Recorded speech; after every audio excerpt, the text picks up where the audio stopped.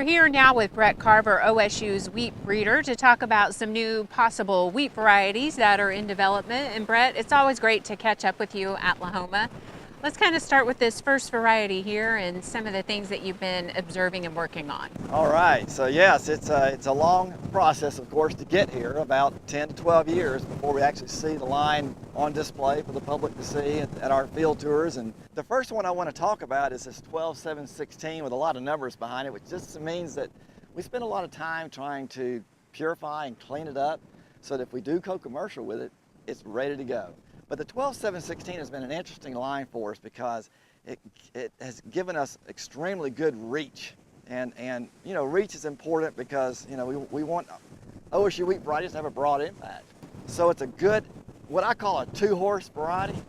It's a racehorse and a workhorse all in one. That racehorse potential gives it high yield potential. The workhorse, it can get through some tough times, like this year. Okay. So this is one that's kind of at the top, if there was one at the top. But there's another one that we have to decide, all right, let's make sure now, is the 12-7-16 better or is the 13-209 better? The 13-209 has completely different genetics.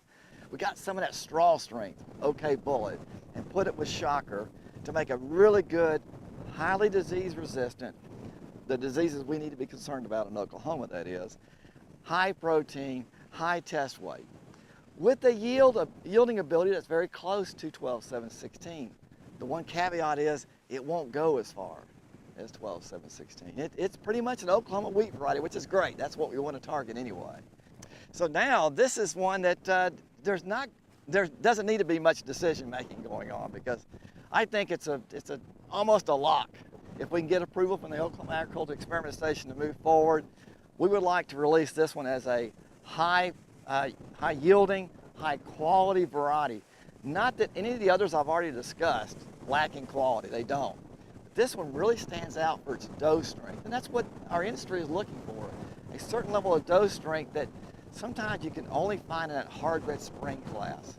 We'd like to have some of that dough strength in our hard red winter class. Okay, this one here. Lo and behold, we have something even more different. and this is what makes these choices so difficult, is because all these different candidates fit a different need.